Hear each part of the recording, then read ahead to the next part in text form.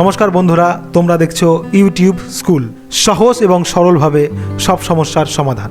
আজকে আমরা সমাধান করব কিভাবে একটা ছবির ব্যাকগ্রাউন্ড পরিষ্কার করা যায়। ধরুন এটা ছবি, তো যাই হোক, এই যে ছবিটা, এবার এই ছবিটার একটা পাসপোর্ট সাইজ ছবি লাগবে। কি করে করবেন? পিছনে তো অনেক কিছু রয়েছে, সেটাকে সরাতে হবে। তো সেক্ষেত্রে আপনাকে পথ রয়েছে সেগুলো এইভাবে কাটতে হবে, এইভাবে কাটতে হয়, এইভাবে কাটতে হয়, এইভাবে কাটতে হয়। অনেকটা দেরি হয়, কিন্তু তাড়াতাড়ির সময় সম্ভব না, অনেক দেরি হয়। অনেকে আবার পারেও না এই সমস্ত কাজ। তো তারা অতি সহজে কি করে করবেন? আমার প্রথম কথাই ছিল সহজ এবং সরলভাবে সব সমস্যার সমাধান।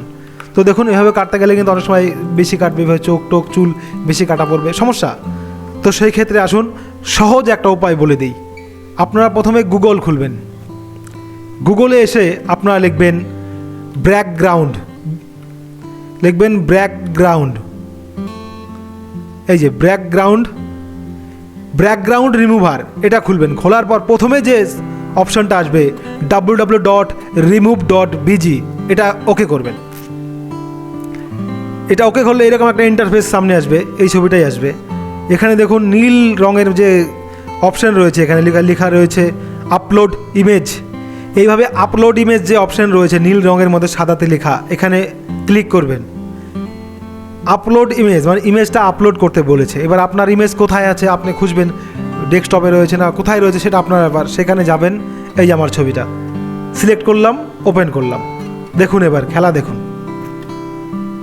অটোমেটিক পরিষ্কার হয়ে গেল। দেখলেন, অটোমেটিক পরিষ্কার হয়ে গেল, কিছুই করতে হলো না। এবার আপনাদের পেছনে, এই ছবির পেছনে কোনো একটা কালার দিতে হবে। এডিট যে অপশন, এই যে দেখুন এডিট একটা অপশন রয়েছে, এখানে ক্লিক করলেন। ক্লিক করার পর এইরকম ইন্টারফেস আসলো। কিছু একটা কালার করবেন, তো এই যে লেখা রয়েছে কালারে টাচ করলেন। কি কালার নেবেন?